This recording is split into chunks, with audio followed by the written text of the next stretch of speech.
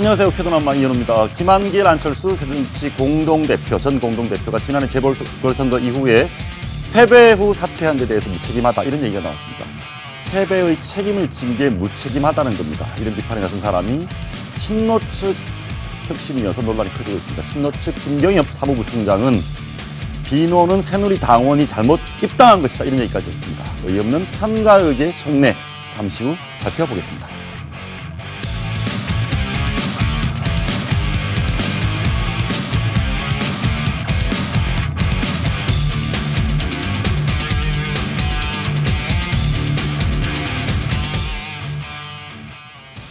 새정치민주연합 혁신위원 10명이 구성됐습니다. 김상곤 위원장은 개파와 무관한 분들을 선정하려고 노력했다 이렇게 말했습니다. 하지만 친노 패권 논란 여전합니다. 박지원 의원 모시고 함께 얘기 나눠보겠습니다. 어서 오십시오. 안녕하세요. 혁신이 구성됐습니다. 잘 될 것 예. 같습니까? 잘 되고 있습니까? 잘 돼야죠. 예, 뭐 너무 당연한 말씀을 드렸는데 실패하면 우리 당의 미래가 없고 예. 우리 한국 정치에도 불행한 결과가 옵니다. 그런데 김상곤 위원장께서는 뭐 개파와 무관한 분들을 잘 모시려고 했다는데 저희가 혁신의 면면을 보니까 뭐 조국 위원을 비롯해서 뭐 친노 측이 많이 기울어 있지 않나 이런 얘기를 합니다. 어떻게 보셨습니까? 이 혁신위원 면면을 보셨을 때. 당 내외에서 그러한 평가를 하지만은 예. 저는 일단 혁신위가 성공을 해야 되기 때문에 또 김상곤 위원장과 사전에 예. 많은 의견을 교환했기 때문에 거듭 말씀드리지만 지금은 좀 지켜보면서 혁신위가 성공할 수 있도록 협력하는 자세가 필요하다. 지금 현재 예. 여러 혁신위원들이 오늘 처음 회의를 하면서도 얘기를 했습니다마는 예. 이대로는 안 된다. 예, 이대로는 안 된다. 예. 거기에 공감을 하더라고요. 그리고 제가 김상곤 위원장께 누차 말씀드린 게 11월도 만나셨죠? 예. 예. 예. 절대 어떠한 혁신안도 지금까지 만들어진 게 한 추럭, 한 창고에 있다. 그렇죠. 7번이나 혁신위를 만들었으니까. 예. 그러나 결국 실천이 안 됐다. 그러니까 실천을 꼭 해야 된다라고 했는데 예. 오늘 첫 혁신위원회에서도 그러한 얘기를 한 것. 저는 예. 다행이라고 생각합니다. 사실 지금까지 우리 당의 혁신안은 혁신위에서 호랑이를 그려가지고 예. 당으로 넘기면은 고양이로 통과시킵니다. 예. 결국은 쥐꼬리로 실천을 하거든요. 재밌는 표현. 호랑이를 혁신안을 만들어 놓으면 당에서 고양이, 네. 실천은 쥐꼬리. 쥐꼬리. 예. 이러니까 신뢰가 없었는데 이번 혁신위에서는 반드시 실천하겠다. 이걸 강조한 걸 보면은 조금 지켜봐야 된다. 하나만 더 물어보겠습니다. 그게 잘 그리려면 사람이 만드는 거 아니겠습니까? 혁신도. 그렇죠. 근데 네. 사람의 면면은 괜찮으시냐고요. 지금 균형이 잘 잡혀 있습니까? 우선 제가 거의 모르는 분들이에요. 아, 모르는 분들이다. 그렇기 때문에 예. 저는 김상곤 위원장이 반드시 성공을 시킬 분으로 예. 신뢰를 가지고 있고 또 조국 교수 같은 분은 저하고 특별한 친분은 없지만 예. 오래전에 제가 비대위원장을 하면서 조국 교수를 우리 당으로 영입해가지고 예. 분당 보궐선거에 출마를 시키려고 만나본 적도 아, 있어요. 의원님께서 직접 조국 교수를 영입하시려고? 예. 예. 그런 인연이 있으시군요. 그리고 지금까지 그러한 젊은, 제가 그때 재밌는 표현을 했어요. 뭐라고? 강남 좌파다. 강남 좌파. 예. 강남 좌파라는 용어에 아니, 저작권을 물론 그런 소리가 의원님, 있었겠지만은 예. 제가 조국 교수한테 조 교수는 강남 좌파로 불러도 되겠느냐? 예. 이러니까 그랬더니 뭐라고? 좋다. 아, 이런 말씀을 하시는데 사실 그러한 서울대 법과대학의 진보적 교수가 예. 우리 당의 브레인으로서 현실 참여를 해주는 것은 저는 굉장히 좋은 일이다. 예. 이런 생각하기 때문에 오늘 또 아주 강하게 얘기를 했더라고요. 아니, 의원님, 그런데 그 전에 좀 보시면 그것이 잘 되면 좋겠는데 뭐 박주선 의원님도 그렇고 여러분들 얘기가 조금 걱정들을 많이 하고 계세요. 박주선 의원 얘기 짧게 한번 들어보시겠습니다. 우리 당의 가장 큰 선결 혁신 과제가 친노를 대표하는 수장격인 문재인 대표 사퇴를 통한 친노계파 해체인데 이런 결정을 내릴 수 있겠느냐 이 혁신위원회에서 그래서 결과에 대해서는 매우 회의적이다. 골마 터진 부분을 도려내야지 예. 그 부분은 도려낼 생각을 하지 않고 생사를 뜯어내가지고 무슨 당의 혁신이 되겠습니까? 제가 저 부분을 꼭 잘라서 듣게 된 이유가 우려죠, 우려. 혁신이가 무조건 잘 돼야 되는데 박주선 의원의 우려를 우리 당에서도 상당히 공감하고 예. 저도 그런 사람 중에 한 사람입니다. 요거 한번 물어보겠습니다. 예를 들면 예. 이종걸 원내대표가 엊그제 예. 전직 원내대표들과 오찬 간담회를 했어요. 예. 거기에서도 이종걸 원내대표도 친노 패권주의 타파위원회로 이름을 하려고 했다가 친노 패권주의 타파위원회. 예, 혁신위원회로 만들었다. 어. 이만큼 우리 스스로가 의원들 내부에는 그러한 기류가 있는 것도 사실이에요. 야, 그러나 이러면- 저러한 예, 예. 불만보다는 예. 저로서는 혁신을 하지 않으면 우리 당이 어려워요. 예. 어렵기 때문에 그 다소 불만이 있더라도 예. 좋은 방향으로 나가도록 지켜보자. 그래서 솔직히 말씀드려서 오늘 조국 교수가 예. 창조적 파괴란 말을 썼더라고요. 맞습니다. 예. 예. 저는 굉장히 좋은 말이다. 예. 그러나 이 창조적 파괴가 지금 현재 우리 새정치연합의 몇 개 그룹에서 분당, 신당 창당위원회 사무실을 내고 있어요. 일부 지금 새정치민주연합 그룹 내에서 신당 준비를 창당 하고 준비를 하고 있습니다. 있다. 아이고. 예. 예. 상당히 깊숙하게 하고 있는데 그 신당 창당 준비가 깊숙이 돼 있으면 이미 분당을 한다는 거네요. 당이. 그러니까 예. 혁신위원회가 잘 해야 된다. 어.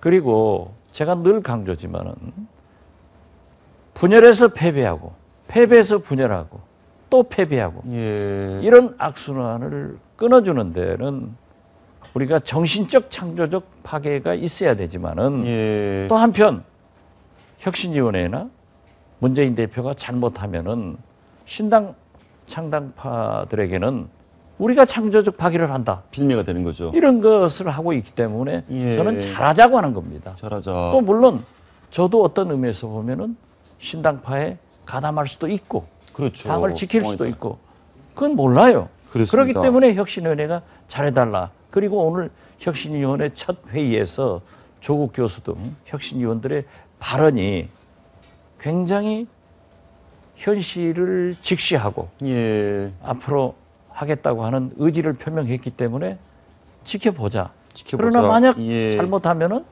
그 창조적 파괴가 분당으로 갈 수밖에 없다 하는 것을 저는 말씀드리는 겁니다. 그 신당 혁신위원회가 원래 친노 개파 청산위원회 타파 그런 식으로 패권주의 청산위원회. 패권주의 청산위원회. 예. 예. 그런데 아니, 이종걸 대표가 예, 그런 아이디어를 우리 전직 원내대표들에게 오찬 간담회에서 그런 얘기를 하더라고요. 그만큼 절박하다. 우리 당의 현실적인 문제는 방금 박주선 의원이 말씀하신 대로 있다 이겁니다. 아니, 이것을 없다고 부인하면 안 되죠. 저희가 이제 가장 걱정하는 부분이 이런 겁니다. 골마 터진 부분이라는 게 친노 패권입니다. 패권입니다. 그리고 생사를 골마 터진 부분 두고 생사를 이렇게 하면 안 된다는데 생살이라는 게 결국은 멀쩡한 중진 의원 또는 비노계 의원 아니냐 이런 거 아니겠습니까? 조국 교수께서도 계속 이렇게 좀 일정 부분 의심을 받는 이유가 본인이 뭐 호남 다선 의원 뭐 486, 40% 물갈이 이런 얘기를 했기 때문에 그런 거 아닙니까? 그 육참골단이라는 예. 얘기는 거듭 말씀드리지만 조국 교수가 2월 8일 예. 전당대회에서 문재인 대표가 승리를 하고 제가 패배를 했지 않습니까? 예. 2월 12일 모 일간지에 기고를 하면서 문재인 대표는 육참골단의 생각으로 해야 된다. 거기다 요구한 겁니다. 잘못 인용이 됐군요. 아니, 예. 그러나 이게 지금 현재 그 혁신하는데 우리 스스로가 그렇게 해야 된다 하는 것을 강조한 거죠. 예. 그리고 저는 자꾸 일부 언론에서 조국 교수를 비난하는데 우리 진보 개혁 세력으로서는 그러한 훌륭한 교수가 예. 우리를 평가하고 또 비판하고 때로는 조언도 해주는 것을 굉장히 기쁘게 예. 생각하고 저는 존경합니다. 왜 극우 박 교수들이 새누리당을 옹호하고 찬양하는 것은 인정을 하고 진보 개혁 세력인 지식인 조국 교수가 우리 새정치민주연합에 잘 되기를 바라는 의미에서 여러 가지 고언을 하는 것은 비판하는가? 예. 이건 옳지 않다고 생각합니다. 맞지 않다. 균형이 맞지 않다. 그런데 이동학 혁신위원 개인적으로 아시는 사이십니까? 얼굴만 알죠. 얼굴만. 예. 이동학 혁신위원이 이런 얘기를 했습니다. 보시죠. 내용을 보면 지난 7.30 재보선 때 김한길, 안철수 공동대표가 패배 후에 사퇴를 했습니다. 저 말이 맞습니까? 패배의 책임을 지고 사퇴한 것이 더 큰 무책임이다. 이런 얘기를 하니까 비노 측에서 저런 친노 인사가 저런 말을 하니까 이 혁신위가 친노로 쏠려 있는 비판이 나오는 게 아니냐. 패배 책임지고 사퇴한 게 왜 무책임한 겁니까? 그런 젊은 청년위원회 부위원장이기 때문에 예. 자기 시각으로 볼 수 있다고 생각합니다. 볼 수도 있다. 또 그러니까 정당이란 게 다양한 사람이 모여 있기 때문에 예. 저러한 얘기도 할 수 있지만 예. 또 후자의 말씀이 저는 동조를 합니다. 예. 그리고 하나 더 보겠습니다. 패배했으면 책임져야죠. 그러니까요. 패배 책임을 졌는데 왜 무책임하다고 합니까? 아니 글쎄 그러한 얘기도 할 수 있겠지만 예. 그것이 더 오히려 무책임하다. 저는 그렇게 보는 거죠. 저런 말하는 게 무책임하다. 김경엽 사무부총장 아시죠? 이분이 오늘 또 왜 그걸 물으세요? 예, 또 황당한 얘기를 하셔가지고 좀 말이 좀 심하거든요. 비노, 친노 비노 얘기하는데 비노는 새누리 당원이 잘못 입당한 거다. 물론 뭐 본 진위는 다르다라고 얘기를 하더라도 저런 말을 하고 심지어는 뭐 비노 일부에 대해서인지 뭐 이렇게 하면서 새누리당 세작이 첩자 아닙니까? 첩자. 그리고 뭐 누가 방해만 안 하면 잘 될 수 있다 이런 얘기들을 하는데 말이 심하지 않습니까? 어떻게 보셨습니까? 글쎄요, 뭐 젊은 의원님도 비노시잖아요. 예, 비노입니다. 근데 뭐 그렇지만은 비노는 당원 자격이 없다는데. 우리 김경엽 의원이 얘기한 것은 예, 우리 새정치민주연합 당원들은 다 친DJ이고 친노다. 예, 그것을 강조하면서 표현이 좀 과하게 된 것 같아요. 예. 그리고 저렇게 뭐 얘기하는 것을 또 제가 뭐라 하겠습니까? 아니 그런데 의원이 의원님 얘기하는 그런데 게. 예. 지난번에 뭐 저기 이 막말 논란 나오고 할 때 문재인 대표께서 조심스럽게 좀 타일러 꾸짖어 줬으면 좋았겠다 이런 얘기도 나지 않습니까? 저도 문재인 대표한테 그 얘기 했어요. 예, 김경엽 소속 사무부총장이 예, 조금 심한 말을 한다. 예. 그렇기 때문에 좀 자제를 시키는 것이 좋겠다라고 개인적으로는 말씀을 했어요. 그랬더니 문재인 대표가 뭐라고? 그건 자기도 잘 알겠다라고 예. 했는데 김경엽 의원이 뭐 노동운동권 출신으로 예. 혈기 방자해서 저렇게 얘기한 것을 제가 여기서 뭐라고 하겠습니까? 아니 그런데 뭐 그냥 저는 듣고 웃어야지. 뭐 저는 정치를 모르지만 듣고 웃는 것도 맞겠지만 당에도 어른이 있지 않습니까? 어른들이 너무 이렇게 혈기가 넘쳐서 말씀하신 대로 그러면 좀 자제를 억지시켜야 되지 않습니까? 해야죠. 예. 그러한 것은 서로 조심하는 것이 좋다. 저도 많이 실수합니다. 예. 우리 지금 새정치민주연합은 특히 저러한 발언들은 잘하는 것도 중요하지만은 실수를 안 해야 되거든요. 실수를 안 해야 된다. 예. 예. 그런데 뭐 저도 때때로 저 말 잘못해서 얻어맞지는 않았지만은 트위터 2번 그렇죠. 잘못 날려가지고 혼났습니다. 혼났죠. 예. 예, 그래서 저는 바로 한 번은 술 마시고 하고 한 번은 제가 잘못 눌렀고 쓴 건 사실이에요. 그래서 바로 내가 잘못했다 인정을 하시는 게. 인정을 하고 깊게 사과를 했죠. 예. 그러니까 아마 김경희 부원도 저런 보도를 보면은 자기가 좀 과했구나 예. 하는 얘기를 할 수 있고 저도 만나면은 한번 충고해 주려고 그래요. 저분이 저러니까 당장 또 분란이 생깁니다. 바로 조경태 의원께서 오늘 저 쾌도남마랑 통화를 하면서 말씀 좀 하신 게 있습니다. 들어보시겠습니다. 당의 통합을 제외하는 그런 발언이라는 그런 지적들이 많이 있는 것 같고요. 결국은 친노 패권 세력들이 자기들끼리만 하겠다는 그런 그 의도를 지금 드러낸 것이다라고 보고 있습니다. 조경태 의원의 해석은 어떻게 보십니까? 저 말도 과합니까? 저 말도 일리가 있어요. 그죠? 예. 제가 뭐 황희정성 같습니다만은 예. 일부 우리 당의 원로들도 그런 얘기를 합니다. 나갈 사람 나가라. 예. 우리끼리 하겠다. 음. 그래서 저도 그분한테 찾아가서 어떻게 그런 말씀을 할 수 있느냐라고 예. 항의한 적도 있습니다만은 예. 말 조심히 해야죠. 그렇습니다. 계속 그런 일이 생기는데요. 그런데 어떻게 꼭 저런 것만 모아가지고 저한테 물어보세요. 아니 모아서 그렇고 일부러 그런 건 아니고 어르신이니까. 아, 일부러 그런 것까지 뭐 당내 원로 지금 뭐 친노 비노 한번 싸움 붙여보려고 하는 것 같은데 하세요. 싸움 안 하시도록 하기 위해서. 예, 그렇습니다. 아, 언론이니까 지적해야죠. 혁신위 예. 김상곤 위원장 7일 날 만나셨습니다. 그때 만나셔서 의원님께서 그런 얘기를 하셨네요. 정당 혁신은 공천 혁신에서 시작되지만 공천 혁신의 기준은 당선 가능성이다. 저 말에 대해서 김상곤 위원장이 공감하셨습니까? 저런 식으로 얘기는 했죠. 예. 우리 새정치민주연합의 최대 혁신은 정권 교체입니다. 예. 그리고 결국 정당 혁신은 공천 혁신을 의미하는데 물론 여러 가지 엄격한 기준을 가지고 공천을 해야지만은 결국 정치는 선비적 문제의식도 필요하지만은 현실적 상인 감각이 상인 감각. 때로는 중요한 겁니다. 예. 그렇기 때문에 김대중 대통령께서는 원숭이는 나무에서 떨어져도 원숭이지만 정치인은 떨어지면 사람도 아니다. 이렇게 극단적 말씀을 하셨는데 김대중 대통령께서 직접 하신 말씀. 예. 아, 그렇군요. 그런데 우리가 지금 제가 그 자리에 그 얘기 했어요. 문재인 대표가 박근혜 대통령에게 48% 포인트 차이로 패배했지만 예. 박근혜 대통령이 단 1% 지분을 주느냐. 저도 이 박지원도 문재인 대표에게 3.5% 포인트 차이로 당대표 대표를 경선에서. 패배했지만 예. 문재인 대표가 저한테 단 1% 지분을 주느냐. 안 주죠. 그렇기 때문에 정치는 all or nothing. 당선이냐 낙선이냐. 아. 두 가지만 있기 때문에 진검승부를 하고 싸우는 거다.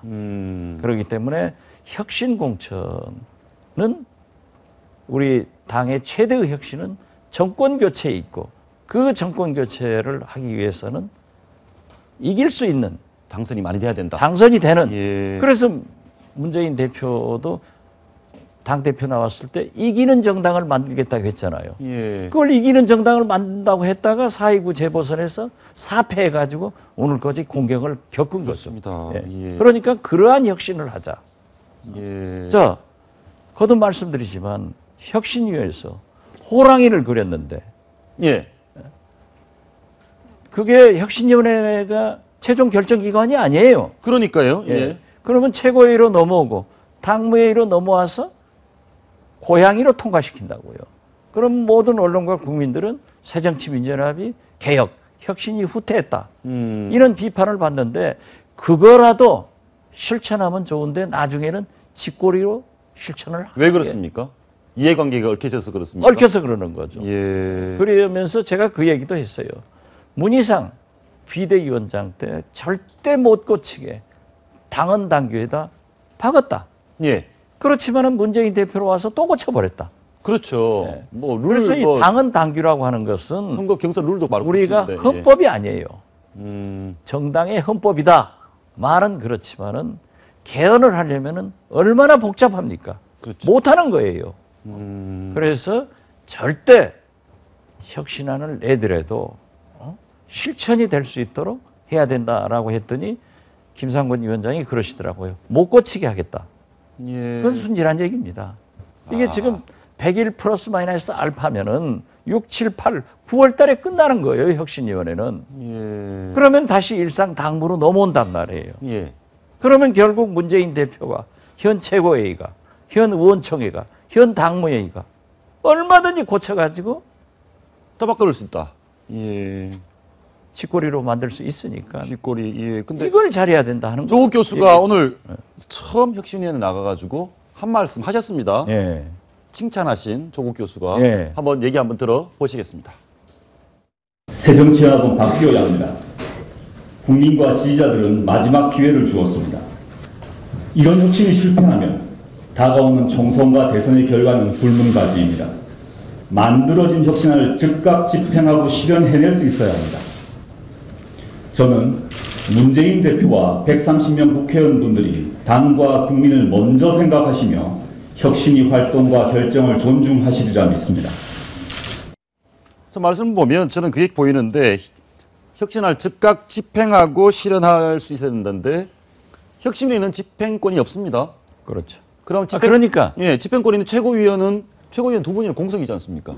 그렇죠. 그러면 어떻게 합니까? 이 혁신안을 만들었는데 만든 곳에서는 집행권이 없고 집행권이 있는 곳에는 이미 최고위원 두 분이나 정청래 의원, 주승용 의원 두 분이나 공석이고 그러면 이래서 결국은 호랑이가 고양이 쥐꼬리 되는 거 아닙니까? 아, 그건 아니고. 아닙니까? 예. 조국 교수의 저 발언이 예. 제가 평상시에 주장했던 또 방금 전에도 얘기했던 것하고 의미는 똑같습니다. 예. 아주 좋은 발언이에요. 예. 그런데 지금 최고회의에서 호랑이 만들어 놓으면 고양이로 통과시킨다. 그러면서 최고위원 두 분이 공석 중이다. 라고 했지만은 과반수가 예. 우리 최고위에 남아 있기 때문에 또 주승용, 정청래 의원이 어떤 결정을 내리려는지 저는 아직 모르겠습니다. 그렇지만 하자가 없어요. 하자가 없다. 하자가 없기 때문에 예. 조국 교수가 말씀하신 것은 어떤 경우에도 예. 실천되게 해야 된다. 이런 말씀 아니에요? 그리고 저도 수차 얘기했지 않습니까? 예. 호남 민심이 아니라 전 국민의 보편적 민심은 새정치민주연합이 이대로는 안 된다. 예. 이걸 제가 몇 번 강조했어요. 이 쾌도남마에서도 내가 예, 수차 얘기한 것 같습니다. 예. 지금 조국 교수가 말씀한 것도 새정치민주연합이 지금 이대로는 안 된다는 것 아니에요. 그렇기 때문에 다 아는 것 같습니다. 예, 혁신을 해야 되고 혁신을 해서 뭐 보고서만 내는 게 아니라 이게 반드시 실천돼야 된다. 이게 마지막이다 하는 제 의견하고 똑같아요. 예. 그런데 여전히 그 의문은 남습니다. 조국 교수 스스로가 뭐 굉장히 물갈이 얘기를 했었고 혁신이라는 것이 사람을 쳐내는 게 혁신으로 사람을 쳐내는 쪽으로 가지 않을까라는. 아, 그렇습니다. 예. 예. 저 지금 나와 있는 40% 교체 이상 실행, 4선 이상 다수 용퇴, 저기에 동의하신다는 거 아니지 않습니까? 혁신 공천은요, 현역 의원의 물갈이고, 혁신은 인적 청산이 반드시 따라야 되는 겁니다. 예. 그럼 그렇기 저렇게 해야 됩니까? 때문에 저 발언에 대해서 제가 이유를 제기한 건 사실이에요. 예. 그러나 원론적으로 찬성하는 겁니다. 아, 원론적으로. 네, 원론적으로 찬성하는데, 왜 저러한 것을 먼저 얘기하느냐. 아, 그렇군요. 그것은 곧 분당으로 재촉하는 길이다. 예, 당이 쪼개지는데 자극제가 될 수 그러니까 있으니까. 예. 혁신안을 내면서 토론을 해서 그러한 필요성을 지금요, 새누리당이건 저희 새정치민주연합이건 거의 지금까지 현역 의원의 물갈이가 30 내지 50%가 됐어요. 그렇죠. 굉장히 많이 됐죠. 예. 예. 인적 청산 없는 혁신은 없습니다. 음. 그러나 먼저 할 말이 있고 나중 할 말이 예. 있는데 지금 제가 얘기하는 것은 우리 새정치민주연합이 어느 때보다도 어려운 처지입니다. 예. 그 전에는요, 분당의 말이 없었어요. 신당 창당의 말이 없었어요. 예. 그런데 지금 4.29 패배 후 친노 비노 싸우고 여러 가지 문제가 생기면서 최소한 4개 그룹에서 신당 창당을 위해서 사무실을 열고 준비를 하고 있어요. 그러나 언제 아니, 사무실까지 열어서 창당 준비를 하면 당이 쪼개지는 게 얼마 안 남았다는 얘기 아니죠? 아니 그러니까 예. 언제 이분들이 한꺼번에 합쳐서 어떻게 될 건 모르죠. 또 혁신위가 잘하고 모든 것이 공감이 되면은 당시 뭉칠 수도 있는 거예요. 예. 그렇기 때문에 저는 제일 중요한 것은 분당을 할 수 있는 구실을 문재인 대표나 김상곤 혁신위원장 주지 마라 이거예요. 예. 그러면 분당되면은 문제가 없다. 당신들 나갈 사람 나가라. 우리끼리 하겠다라고 했지만은 지난 19대 총선 때 예. 한광옥 의원이 정통민주당을 창당을 합니다. 예. 우리 새정치민주연합에서 공천에 탈락하니까. 예. 그러니까 정통민주당을 창당해가지고 심지어 서대문 울구 같은 데서는요. 정통민주당에서 공천받은 사람이 850표를 아이고. 득표하고 우리 김용호 위원장은 600표 차이로 낙선을 했어요. 예. 송파병구 정진원 의원 같은 분은 송파병구가 분구된 이래 한 번도 저희 새정치민주연합 민주당이 패배한 적이 없는데 예. 거기에도 정통민주당 후보가 나와서 몇천 표를 가져가 버리니까 패배를 했단 말이에요. 새누리당이 패배했죠. 예, 그래서 예. 19대 때 지역에서 6석, 비례까지 하면은 우리가 야권에서 7석을 잃었습니다. 그러나 정통민주당은 한 석도 못 가졌어요. 그렇죠. 오히려 새누리당이 가져간 예, 거죠. 그래서 우리는 야권은 예. 운명적으로 분열하면 패배하게 돼 있는 거예요. 예. 그러나 보수 세력 새누리당은 지금 친박 뭐 반박 비박, 탈박, 예. 싸우다가도 선거 때가 되면 딱 뭉쳐가지고 한단 말이에요. 배우셔야겠는데요. 그리고 반대 세력도 데려다가 다 쓴단 말이에요. 예. 그러니까 어쩐지 거기는 통합의 이미지가 있고 우리 새정치민주연합은 자꾸 분열하기 때문에 예. 문제가 있다. 그래서 뭐 옛날부터 내려오는 보수는 부패해서 망하고 진보는 분열해서 망한다 예. 하는 현상이 지금 현재 우리 새정치민주연합의 가장 당면한 문제다. 그리고 그러한 분당을 하기 위해서 준비하는 분들에게 부실을 주지 말고 예. 함께 할 수 있도록 그 필드를 장을 만들어주는 역할을 문재인 대표와 김상곤 예. 혁신위원장, 저 혁신위원들이 해주는 것이 좋다. 예. 그러지만은 예. 국민 지지를 받기 위해서는 현역 의원이건 누구건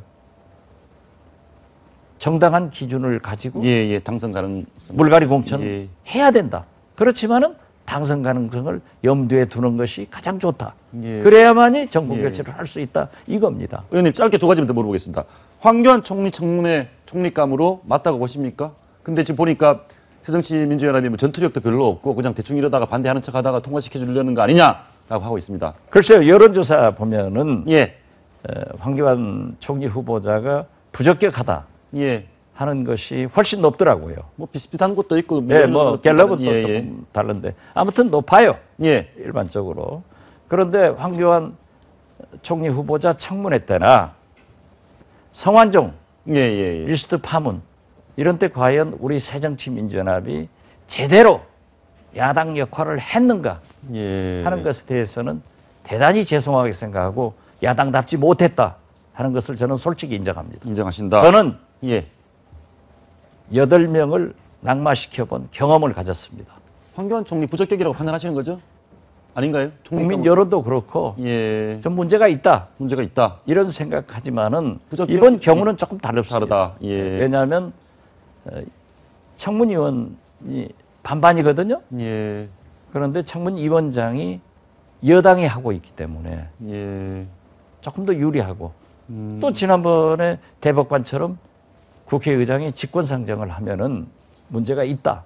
그렇지만 우리는 부적격하기 때문에 또 국민 여론이 그러하기 때문에 계속 야당답게 투쟁을 해야 된다. 이렇게 생각합니다. 마지막으로 박근혜 대통령 미국 방문 취소하신 거에 대해서는 어떻게 생각하십니까? 저는 취소 잘했다고 봅니다. 아, 잘하셨다. 그리고 취소하기 전에 예. 안 가셔야 된다. 어. 그리고 먼저 얘기를 했는데 우리 당에서도 가셔야 된다, 안 가셔야 된다 했어요. 뭐 새누리당도 뭐 한 예. 시간 전에도 김무성 대표 그래가지고 뭐 예, 예. 당청이 협조 안 된다라고 했던데 그건 안 가시는 것이 옳은 일입니다. 왜 그렇습니까? 짧게 말씀 좀 해주시죠. 왜 안 가셔야 됩니까?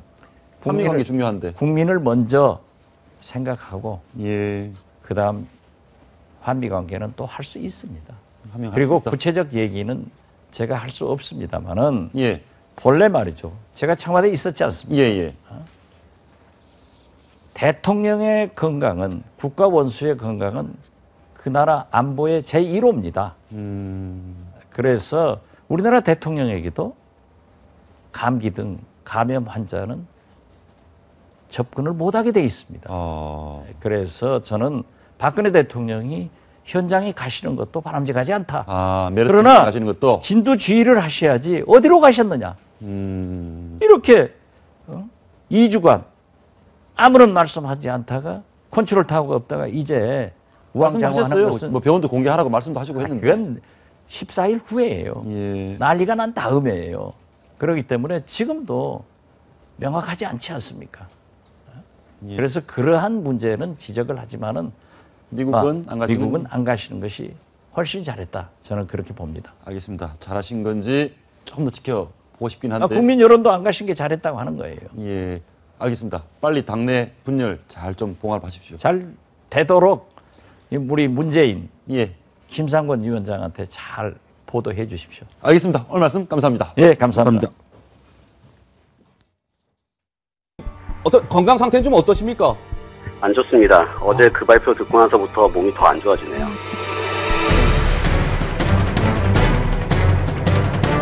네, 사망설이 돌았던 삼성서울병원 의사는 생명에는 지장이 없는 것으로 확인됐습니다. 시민 여러분께 사과 드릴 말씀이 있습니다. 철저한 원인 규명을 통해서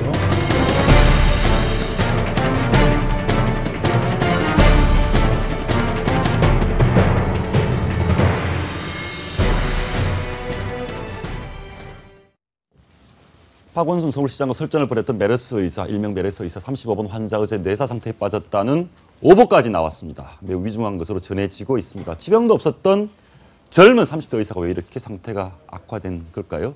오한진 가정의학과 전문의, 박태균 식품의학 칼럼니스트, 최진영 변호사 모시고 분석해 보겠습니다. 어서 오십시오. 네, 안녕하십니까.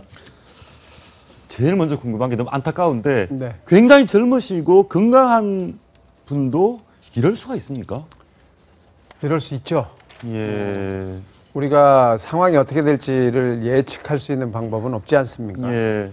이렇게 젊은 분이 정말 이런 상황으로 갔다는 것이 참 안타깝고, 예. 뭐 어떻게 보면 너무나 참 죄송합니다. 이 막지 못한 이런 부분을 국민 모두가 다 예. 죄송하다고 생각해야 되는 건데, 이게 개인의 면역력이라든지 개인의 상황에 따라 다 다를 수 있기 때문에 이럴 수 있다는 것을 다 알고 있어야 될 것 같습니다. 이해할 수 있다. 근데 저는 두 가지 측면에서 진짜 나이 드신 할머니도 쾌차하시는데 젊은 의사분이 너무 아마 그래서 더욱 국민들이 그 충격을 받았을 것 같은데요. 예. 저는 두 가지 측면에서 분석을 해봅니다. 일단은 첫 번째 가능성은 처음에 이제 바이러스가 좀 과하게 다른 사람보다 과하게 노출됐을 가능성이 있다는 거고요. 예, 또 한 가지는. 또 한 가지는 이 스트레스 환경이 굉장히 노출되지 않았습니까? 그 논란 때문에 말이죠. 그렇죠. 그 논란 때문에. 그래서 사실 스트레스는 면역력을 막 떨어지고요. 그때 그 이 사건 이후에 서울시의 발표 이후에 굉장히 화를 낸 거 아닙니까? 예. 순간적으로 이게 나쁜 호르몬, 그래서 소위 스트레스 호르몬이 굉장히 많이 나오게 됩니다. 그러면 면역력이 뚝 떨어져가지고 예. 그 자체가 이미 그 자체가 뭐 병을 일으키는 건 아니지만 그 이미 그런 환자한테 굉장히 상태를 나쁘게 하는 데는 스트레스가 아주 굉장히 큰 작용을 하게 됩니다. 저희가 한번 정리해봤습니다. 네. 이분이 5월 27일 날 이때 이제 14번 환자의 옆 환자를 진료하다가 감염된 걸로 확인이 됐습니다. 그리고 이때까지는 증상이 나타나지 않았습니다. 그죠? 네. 증상이 없는 상황에서 재건축 총회에 참석을 했고 31일 날 이제 증상이 나타납니다. 증상이 나타나고 2일 날 확진 판결 받고 입원하고 4일도 확진자 2일로 알고 있는데 예. 그리고 박원순 서울시장이 심야 브리핑을 합니다. 네. 이 브리핑 때 이 의사가 메르스 증세가 있음에도 불구하고 돌아다녀서 1,500명 이상이 감염될 위기에 처한 그런 내용을 말씀을 하니까 본인은 결백하다. 그게 아니다. 나는 증세가 없었다라고 얘기를 하고 악화됐습니다. 8일 날. 그리고 11일 한 매체가 뇌사했다는 오보까지 냈고요. 지금은 여전히 상태가 좋지 않다. 이런 과정입니다. 네. 그런데 지금 에크모를 장착을 했다는 게 있습니다. 예. 에크모가 뭡니까? 에크모가 영어로 하면 이제 예. 익스트라 코포리알 멤브레인 옥시제네이션 그래가지고 예. 체외에서 예. 산소를 혈액 속으로 공급해주는 장치입니다. 여기 그림이 있는데, 예. 그러니까 이 몸에 있는 혈액을 뽑아내서 네. 여기에서 산소를 직접 그 혈액 속에 투입을 하고 그 혈액을 다시 몸 안에 넣어주는 거죠. 그러면 여기 몸에 들어가는 이 피 혈액은 속에는 산소가 많이 있는. 그렇죠. 예. 왜 이런 일을 하느냐 하면 예. 폐가 이 폐렴으로 인해서 거의 다 망가져서 폐에서 산소 교환이 일어나지 않기 때문에 우리가 숨을 쉬면 공기 중에 있는 산소만 혈액으로 빼오게 돼 있거든요. 아, 그렇군요. 그런데 그 교환을 할 수 없는 상황이 됐기 때문에 예. 저 장치를 이용해서 산소를 공급하는 겁니다. 우리 몸에 산소가 뭐 5분 이상 안 가면 뇌도 망가지고 예. 뭐 심장 기능도 정지하고 사람이 죽을 수밖에 없는 상황이기 때문에 저 장치를 이용해서 산소 공급을 해서 면역성을 높이고 이 사람이 생존할 시간을 벌어서 점차 증세가 호전되면 저 에크모를 떼고 일어설 수 있는 겁니다. 예, 아니 그런데 어저께 사실 내사 때문에 되게 말이 많았지 않습니까? 예, 근데 사실은 이 에크모를 달고 나서 젊은 사람들의 경우에는 지금 앞으로 이제 한 보름 정도가 지금 고비인 것 같습니다. 아, 이분이 에크모를 달고 있는 상황에서 그래서 보름 동안만 견뎌주면 자기 면역력을 가지고 견뎌주면 극적으로 생활할 수가 있는 거고요. 만약에 이제 그 보름 동안 견디기 어려우면 굉장히 상당히 심각한 상황인 건 사실인데요. 어떻게 내사 얘기를 조금 했는데 사실은 내사를 한 사람한테는 절대 에크모를 달지 않게 돼 있습니다. 아, 그렇군요. 예, 그거는 내사한 사람한테 이미 생명을 잃은 거잖아요, 거의. 그런 사람한테 에크모를 단다는 것은 이건 윤리적으로도 비윤리적이기 때문에 적어도 내사 상태는 절대 아니고요. 지금 이 상태, 지금 현재 아주 치열하게 지금 생과 사의 어떤 기로에서 싸우고 있다고 볼 수가 있습니다. 예, 근데 서울대 병원 측에서도 방금 말씀하신 그런 내용을 설명을 했습니다. 내용을 한번 보시죠. 보시면 내사 상태가 아니고 인공호흡기를 장착한 상황에서 인위적으로 수면제를 투여해 재운 상태, 무의식 치료 이런 얘기를 하시더라고요. 무의식 치료? 예, 왜냐하면 이 살아있는 사람은 자가 호흡이 있습니다. 내가 숨을 쉬어야 되거든요. 그런데 내가 숨을 쉬는 거와 기계가 숨을 쉬는 것이 서로 충돌하면 숨쉬기가 몹시 어렵거나 힘들어지게 됩니다. 그래서 숨 쉬는 근육들을 좀 쉬게 하는 이런 이 시술을 할 수 있는 거죠. 그럴 때 이제 진정제를 투여하든지 수면제를 투여할 수도 있습니다. 그래서 그런 상태가 되면 잠자는 것과 같은 상황이 되고 폐에 근육을 쓰지 않고 숨을 쉬지 않으면서 에크모를 이용해서 산소 공급을 할 수 있기 때문에 그런 상황에 처해 있다 이렇게 볼 수 있는 거죠. 이제 두 분께 꼭 한번 더 물어보고 싶습니다. 회복되실 수 있죠? 두 가지 측면에서 이제 우리가 아직 젊고 하시니까 그렇습니다. 뭐 우리가 그렇게 기대를 하고 있고 그런 기대 하에서 에크모를 장착을 한 것이죠. 하지만 이걸 적절한 시간에 장착을 했느냐?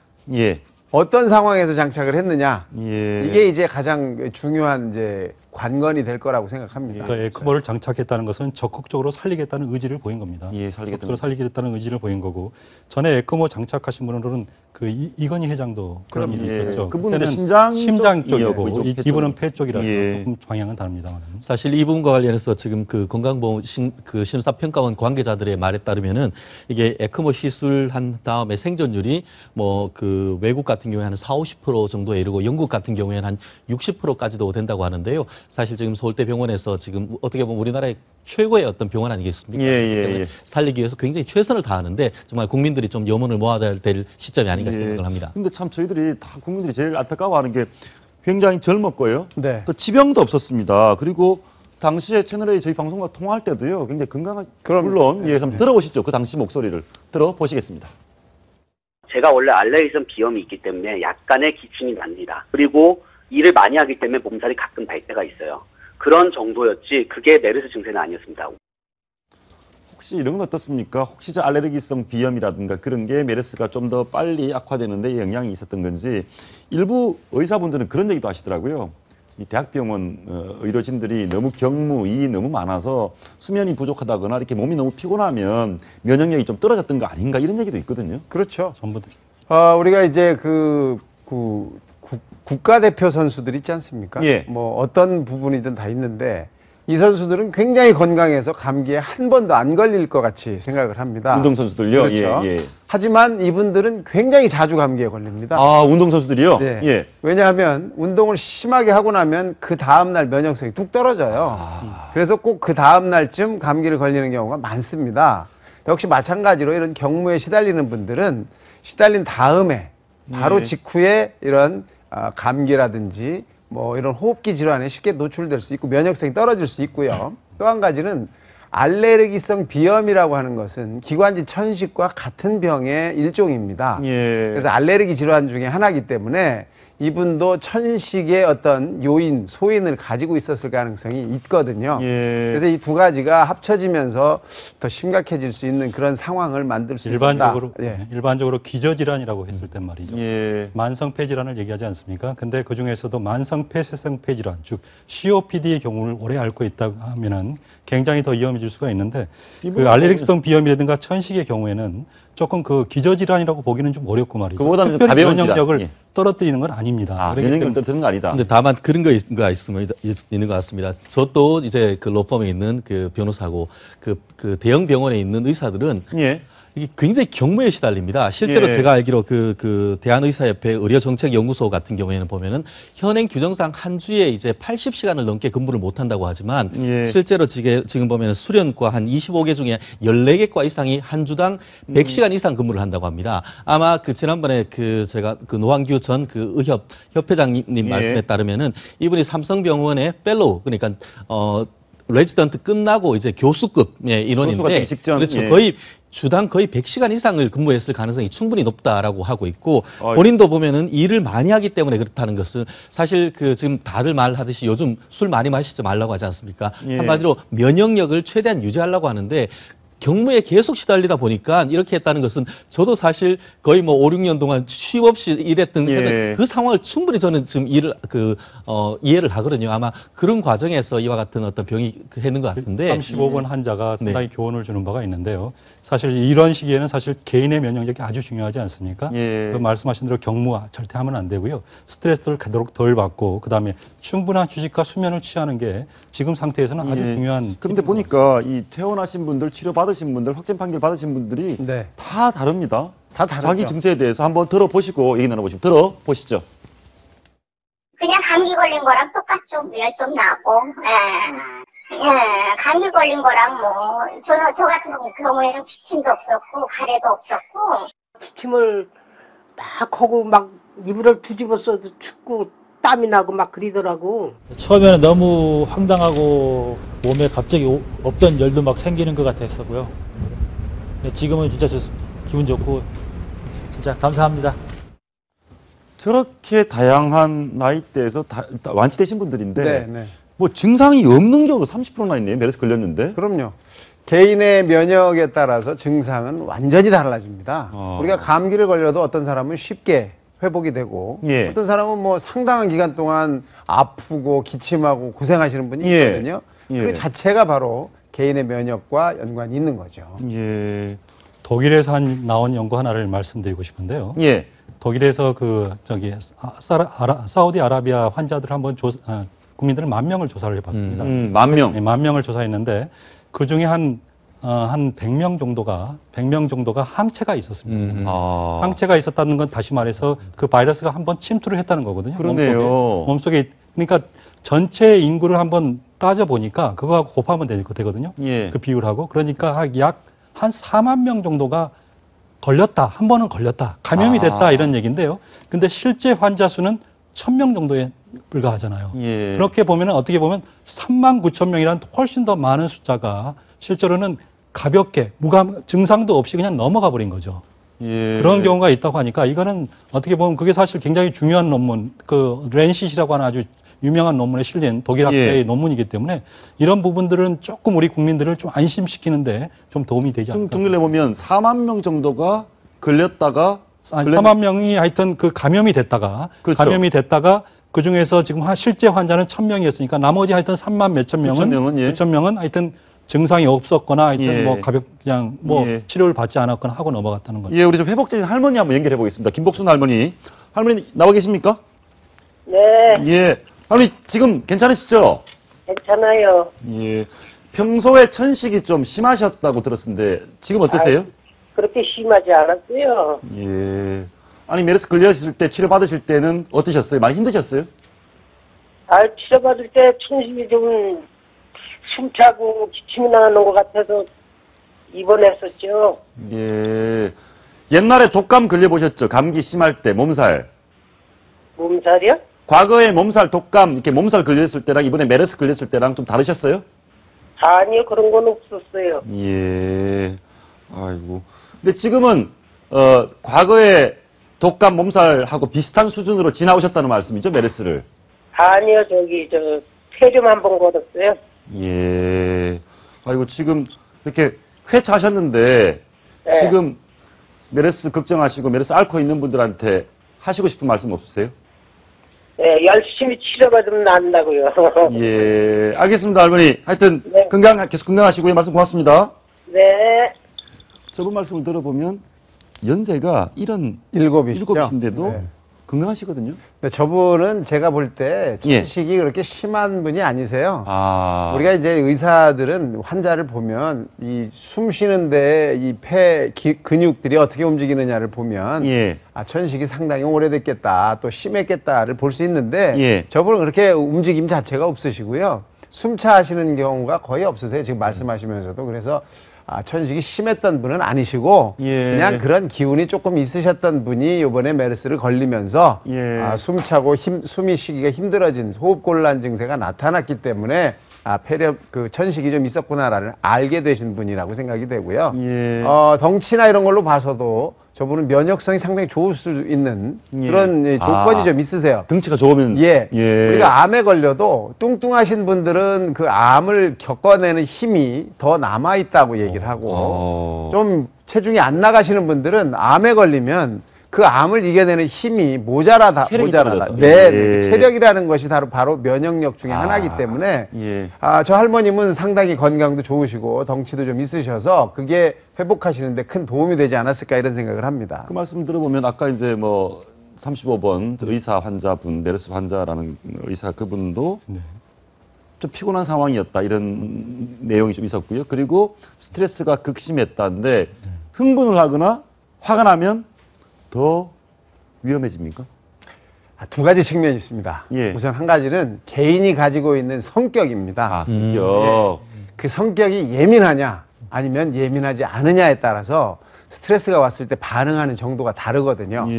두 번째는 스트레스에 대해서 어떤 식으로 반응을 하느냐입니다. 수련을 통한 사람들, 예를 들어서 승려라든지 이런 분들은 오랜 기간 수련을 통해서 화가 나도 그걸 진정시키는 방법을 압니다. 그래서 몸에서의 반응이 상당히 가라앉고 편안해지실 수가 있는데 그런 사회적인 경험이라든지 이런 것들이 좀 적을 경우 또 거기다가 예민한 성격을 가졌을 경우에는 반응도 굉장히 심각해질 수가 있고 내가 그걸 겪어내기 어려운 그런 상황에 처할 수도 있거든요. 근데 이분 입장에서는 대단한 승려가 아닌 이상 수도를 하시는 분이 아닌 이상 진짜 너무너무나 본인이 수천 명을 감염시켰을 수도 있다라는 식으로 몰려버렸은 상태니까. 억울하죠.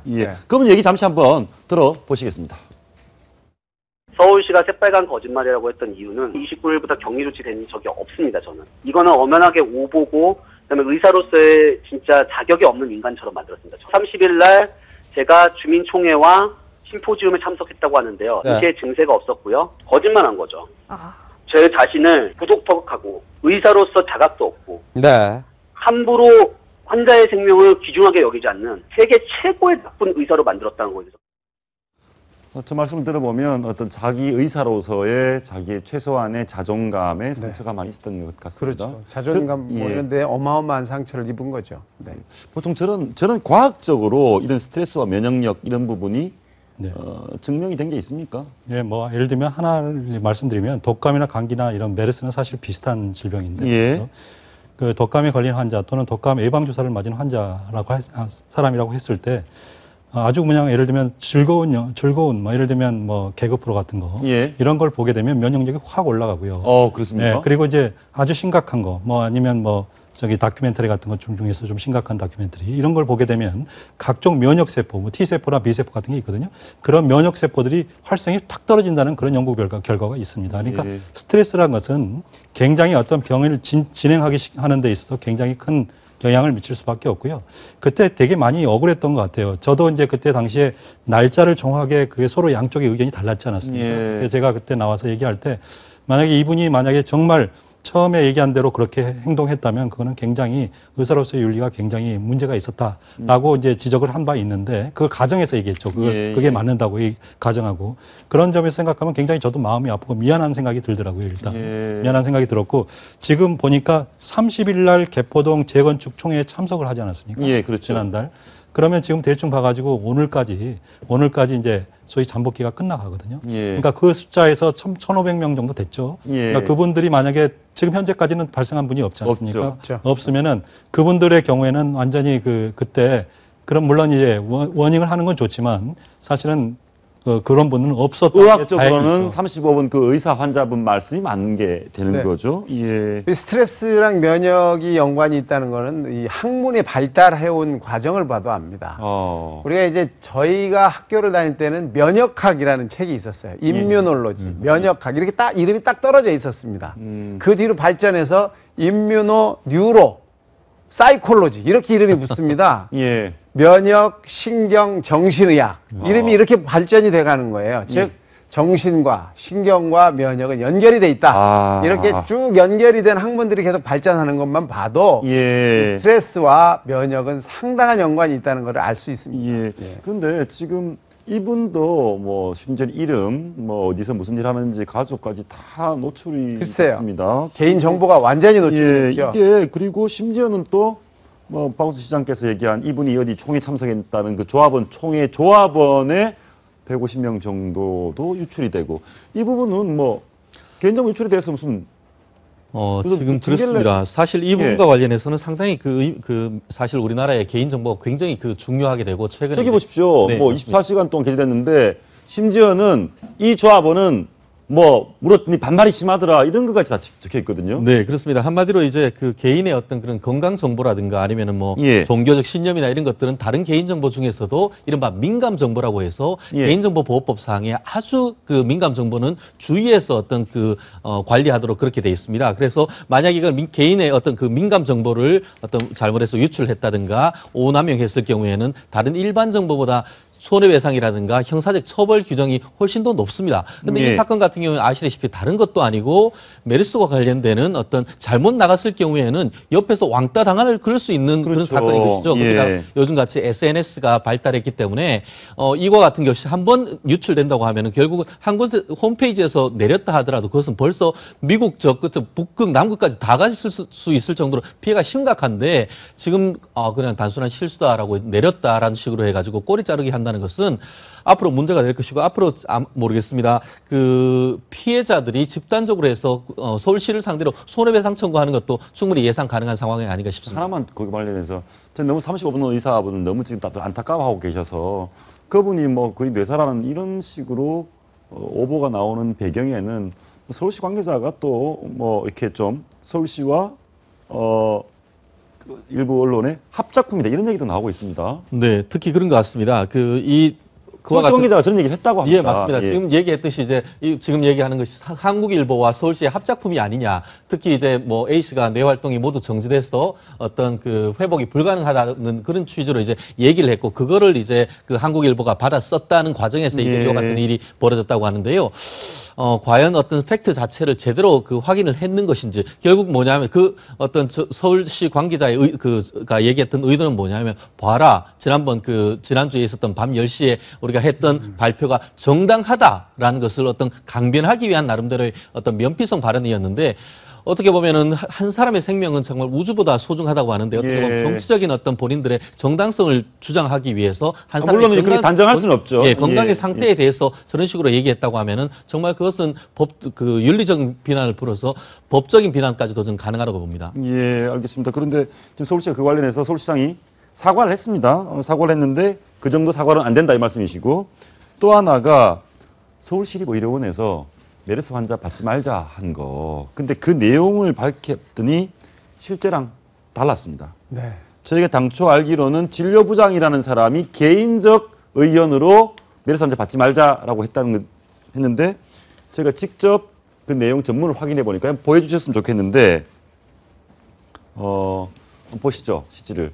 내용을 보시면 지금 서울진료부장 이 사람이 보낸 메일에는 저 병원이 메르스 병원으로 지정된 메르스 서울시 병원이죠. 예, 서울시 병원인데 메르스 환자 29개 의심되는 환자는 진료를 금지한다 이렇게 보냈거든요. 예, 그 다음 내용을 한번 보시면 나오는데 국립의료원에서 전원도 뭐 고필형 요한 이면서를 받자 하면서 진료부장이나 그래도 필요하다면 진료부장이나 의무부원장님께 상의해 주시기 바랍니다. 이런 얘기를 했거든요. 이 말은 진료부장 개인의 의견이 아니고 서울시 병원의 고위층 의무부원장까지 상의를 해달라는 얘기는 다 알고 있다는 얘기 아닙니까? 이미 서로 연락이 됐을 가능성이 높은 거죠. 예. 여기 진료부장님께서 부원장님하고 상의해라 할 정도면 부원장님 모르는 상태에서 저런 메일을 보내기는 어렵죠. 예. 그러면 결국은 서울시장께서 진료부장 개인 얘기다. 진료부장만 보직 해임을 했는데 뭔가 그 병원 고위층에 이렇게 숨겨져 있는 게 있는 거 아닙니까? 네, 그런 것 같습니다. 저는 개인적으로 생각하기에 그 감사원 감사를 해야 된다고 생각합니다. 감사원 감사를 해야 된다? 왜냐하면은 지금 그 서울시에서 이제 해명한다고 하면서 지금 어떻게 보면 가장 중요한 사람인데 한 사람의 한 직원이 그렇게 했다 하면서 한 직원의 개인의 의견인 것이지 서울 시 내지는 이 시립의료원의 공식 입장이 아니다라고 하는데 공식 의료원 입장이 그럼 도대체 뭡니까? 부원장까지. 원장님까지 나와야 그렇습니까? 실질적으로 나왔던 거 보면 지금 진료부장과 어떤 의무부원장이라고 하는 것은 이른바 행정 라인에 있어서 내부적인 다 회의를 거쳐서 있기 때문에 이 부분에 대해서는 감사원의 감사를 통해서 내부적으로 어떤 회의가 있었고 어떤 문건을 통해 어떤 결의가 있었기 때문에 이와 같은 그 행정을 담당하는 사람이 그 의사분들한테 보내는지에 대해서 명확한 어떤 체계를 밝혀야 되는 것이지 그냥 이번처럼 꼬리 자르기식으로 완전히 꼬리 자르기 아닙니까? 꼬리 자르기식으로 어떤 개인의 의견으로 치부를 한다는 것은 앞으로의 어떤 이와 같은 것을 재발 방지 차원에서라도 명확한 어떤 그 사실 규명이 필요하다고 봅니다. 서울시에서 가장 지금 실수한 부분은 지금 이 메르스 환자 안 받겠다고 하고 그것을 덮는 과정에서 의무부원장과 상의를 하는 건데 진료부장 개인 생각으로 얘기를 해서 개인 보직 해임으로 끝났습니다. 이 부분은 감사까지 필요하다고 하셨고 사실 어찌 보면 우리 국민 입장에서는 개인정보 누출이 더 기분 나쁜 거거든요. 그렇죠. 예. 그래서 지금 개포동 재건축 조합 총회 참석했던 분 개인정보 유출 때문에 속상하게 계시는 그 조합 계시는 입주자 대표 우리 박종대 선생님과 전화 연결해 보겠습니다. 박종대 선생님 나와 계십니까? 네. 예. 개포동 주민들이 많이 자가격리 통보 받았는데 주민들 좀 많이 불편해하시죠? 어떻습니까? 자가 격리를 받고 있는 사람 다 불편하게 생각을 하고 있습니다. 불편하고요. 예. 그런데 일부 개인 정보가 누출이 되고 이 사람이 반발했다 이런 반응까지 유출된 거에 대해서는 좀 굉장히 좀 거기서도 좀 화가 난 분도 많이 계실 것 같은데요. 예, 그 개인 정보에 대해서 99명이 그 발표가 된 걸로 알고 있는데요. 예. 그 전체적으로 개인정보에 대해서는 사실상 그 자가 격리 당한 것도 상당히 불편한데 개인정보까지 그 유출이 됐다는 것은 심히 우리 그 개인정보 그 자가 격리를 당하는 입장에서는 상당히 그 유감스럽고 불편한 문제입니다. 예. 서울시에서 공무원하고 격리되신 분하고 1:1 특별 관리를 하겠다라고 하는데 서울시에서 하루에 2번, 3번 이렇게 잘 계신지 관리, 전화는 자주 오십니까? 그 1:1 개인 관리를 하겠다는 얘기는 저도 그 방송이나 이렇게 얘기는 들었습니다만은 1:1 관리는 상당히 어려운 문제라고 보고요. 그렇게 지금 현재 실행을 하지 못한 걸로 알고 있습니다. 아, 실행을 하지 못하고 계시다. 서울시에서 그렇게 못하고 있다. 그래도 서울시가 시장께서 많이 애를 쓰는 것 같은데 지금 서울시가 박원순 서울시장께서 기자회견 하신 대로 기자회견 하신 대로 메르스 대응은 잘 하고 있다고 보시나요? 저는 그 시장님이 브리핑이나 기자회견 한 대로 거기에 따르면은 그대로 말한 대로 그렇게 실행을 했다든가 그렇게 행하고 있다라는 걸 저는 그렇게 느낄 수가 없습니다. 사실은. 알겠습니다. 뭔가 아쉬움이 많이 있는 것 같은데 서울시가 빨리 제대로 관리를 해줬으면 좋겠습니다. 박사님 말씀 감사합니다. 예, 고맙습니다. 다소 이런 부분이 있는 것 같습니다. 이렇게 서울시장께서 잘 하시려고 했는데 현실적인 재원도 한계가 있고 그런데 의욕만 앞서신 게 아닌가 이런 부분. 1:1 대응 관리라는 것은 한 사람이 한 사람을 맡는다는 건데 서울시의 공무원이 그 환자만 보고 있을 가능성은 없죠. 사실은 1:1 대응 관리라는 것은 상당히 어려운 부분이고 전화로 어떤 관리를 하겠다든지 이런 좀 현실적으로 가능한 말씀을 좀 하셨으면 저희가 좀 그렇게 그 정도까지는 하겠구나라고 알아들을 수 있겠는데 너무 좀 과잉 말씀을 하신 건 아닌가 이런 생각도 드네요. 그런데 어찌됐건 본인께서 또 지지도 많이 받으시고 있는 것 같고요. 예, 그런데 1대1 하다 보니까 어제 확인됐는데 세무공무원이 전화해서 잘 계시는지.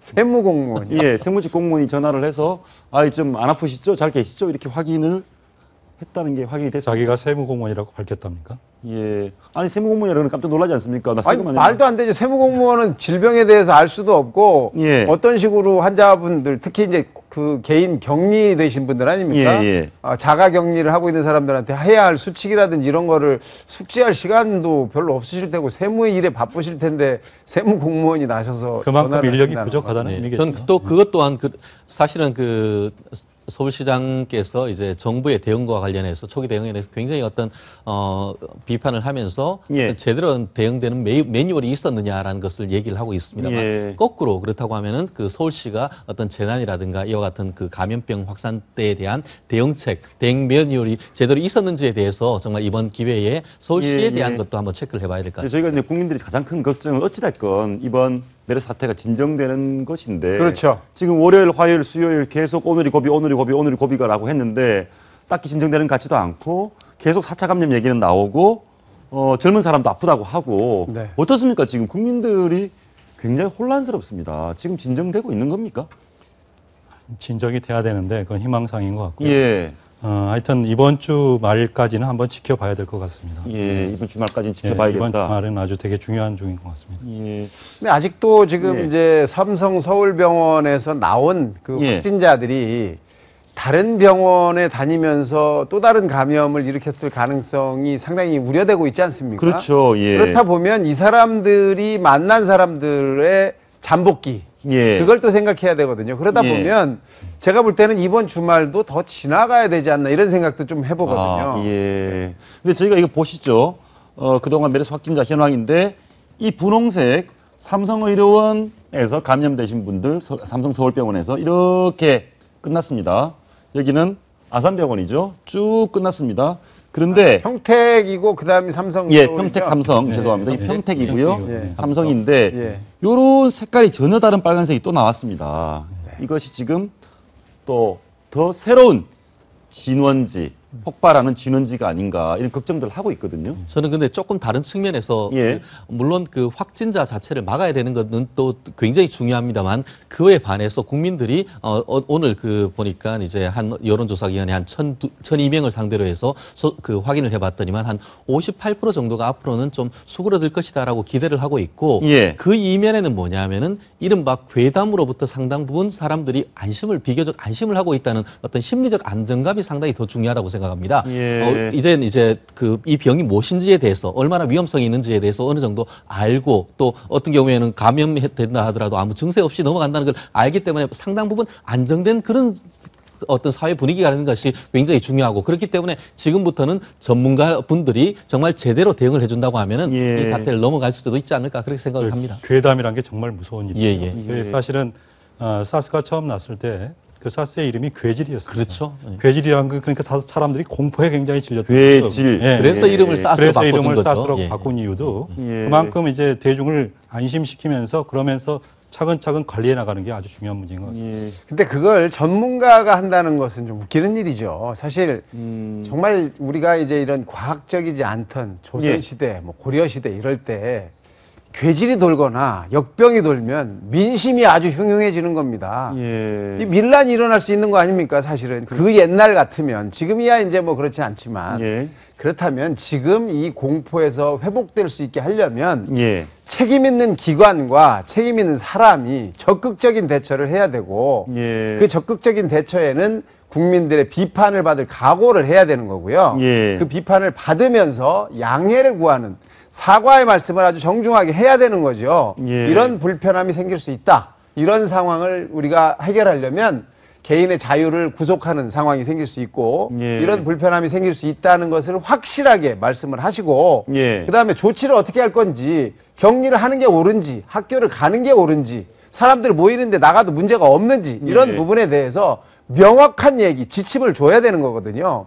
이게 우리 국민들만 문제가 아니고 외국인이 우리나라를 오지 않지 않습니까? 그렇죠. 지금 이게 지금 외국 사람들, 외국인들이 못 믿는 것은 이 괴담 수준이 똑같은 거예요. 누군가 하나가 어떤 기관이 정확하게 지침을 내리고 확인을 하지 않고 막지 못하고 있기 때문에 개개인이 알아서 생존하라 이런 식이기 때문에 더 외국 사람들이 못 오는 거 아닙니까? 그렇다면 이걸 빨리 정부에서는 어떤 식으로든 이걸 해결할 컨트롤 타워를 빨리 만들어서 정확하게 지침을 줘야죠, 국민들한테. 이번 주말을 계기로 해서 메르스 정말 진정됐으면 좋겠습니다. 그리고 35번 환자 빨리 회복됐으면 좋겠습니다. 오늘 말씀 고맙습니다. 35번 메르스 환자 꼭 빨리 쾌유하셨으면 좋겠습니다.